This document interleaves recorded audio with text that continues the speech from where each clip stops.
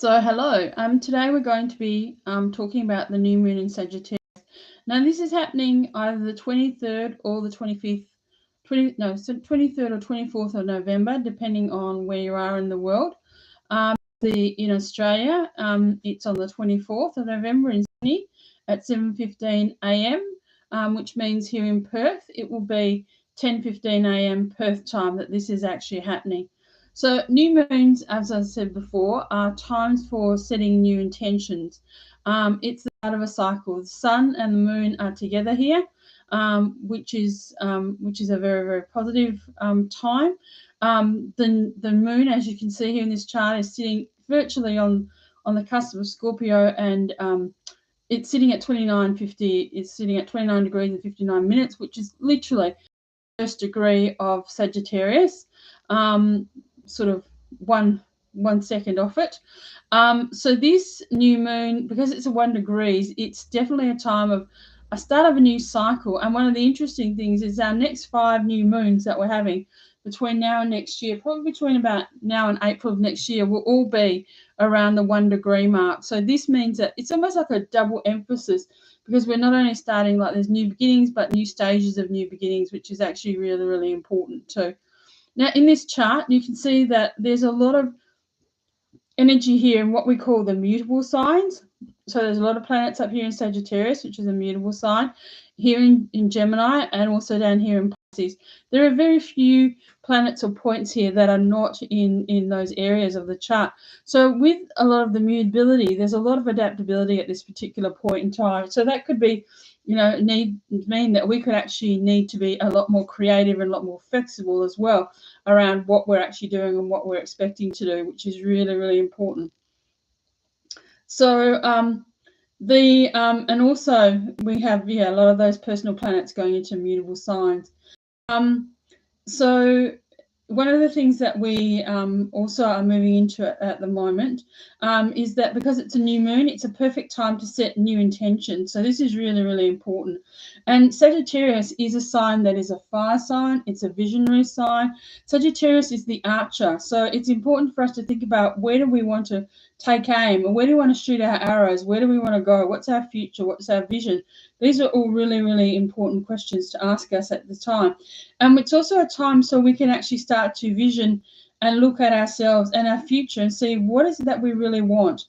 Where would we like to be, in terms of this end of the year, and drawing on our higher self, defining, what do we want to manifest at this particular point, so that we can create the future we're actually wanting, which is really, really important. Sagittarius, this new moon also shows us what we've learned. There's wisdom in Sagittarius, because Sagittarius is connected to higher learning, other cultures, religious beliefs as well. So it could also be that we're looking at these areas as well in terms of some of our thinking and our awareness of what we're needing to do and where our belief systems are. I mean, Sagittarius really asks us, what do I believe? What's really important for me? So this could be a really important time in terms of reassessing some of your beliefs and your viewpoints as well. And also, it's one of this time, it's also could be a time when we're looking at, where is our energy going? What really invigorates us? Because Sagittarius is also a fire sign. There's a lot of passion here, a lot of dynamic energy. So it's really important that we look at that. It could also be asking us to go on a new quest, with that new belief system and new ideas, new visions. Like, what is our quest going to be? What's our new calling? What's our new vision? Maybe a new adventure. So this is really, really important too. And this is, a very, very positive. Sagittarius is a very light planet. It's a very energetic planet. Unlike some of the other planets who can sometimes be a little bit heavier, there's a real sense of joy, hope, optimism, faith here, expansion, and enthusiasm. So this could be very, very exciting for us as well, and as you can see, it's connected to all these other planets here. So it's connected obviously to the sun, which it does at a new moon, but there's also Mercury and Venus here as well, which are connecting to this. So there's a real sense here of new beginnings, new visions, not only around who we want to be, around what we want to learn, our communication, our new journey, and also with Venus as well, our relationships too, or maybe how we need to see our relationships, or how we need to value ourselves and what we see of value, which is really, really really, really important. So it's, Sagittarius is a real exciting sign in that it wants to tell stories as well, you know. So this is really, really important. So Sagittarius is actually forming this Sagittarius new moon. It is forming a direct connection to Gemini here. So Mars in Gemini over here. So because Mars is again another fire sign, but there could also be a lot of passion, a lot of energy, maybe a lot of anger. So maybe we need to watch how we're feeling, you know what I mean? So maybe directing our passion and our energy in a really, really positive time as well. That's really, really important. And at the same time, this sun and this moon in Sagittarius is forming a connection to Jupiter down here, what we call this is again, you know, that's a square down there to Jupiter, which is, you know, Jupiter rules Sagittarius. So again, there's a sense of hope and expansion, really and truly. And Jupiter is basically, you know, because it's right here next to Neptune, is basically it's expanding.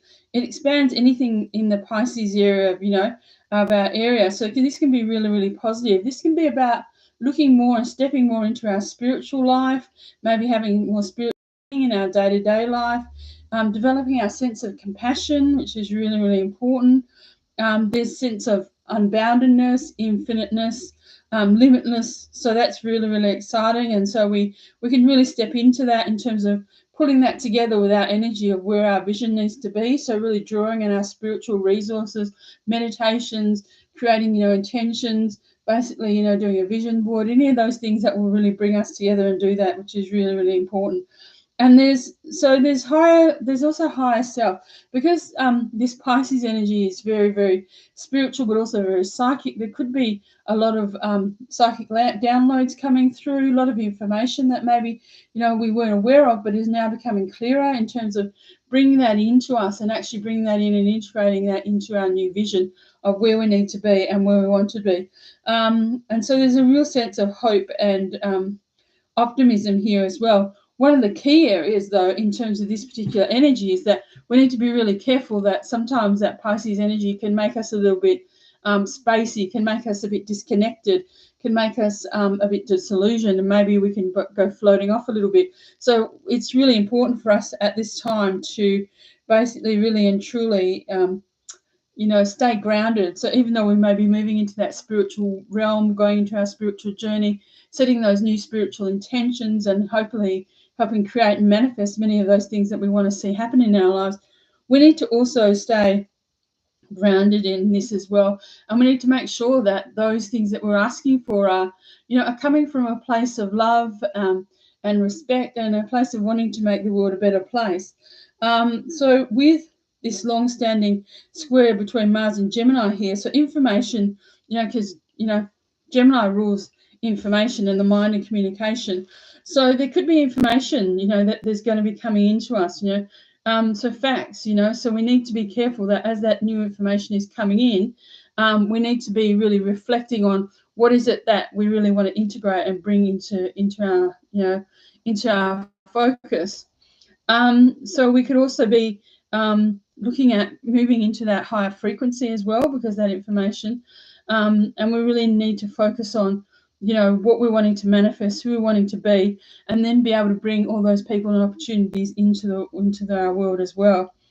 And so one of the things about this Sun and Moon at in Sagittarius trining Jupiter here in Pisces is that it's also asking us to keep expanding, keep seeing that we have unlimited potential, that there's more to go, that there are people and possibilities around us. So that's very, very exciting in that sense, you know. So it's really, really important to be connecting and thinking about what is that really inspires you, what really matters. Look at your creative areas, what can you do? And really be grateful for the many, many blessings and things you have in your life that are bringing you joy and excitement, etc., which is very, very positive as well.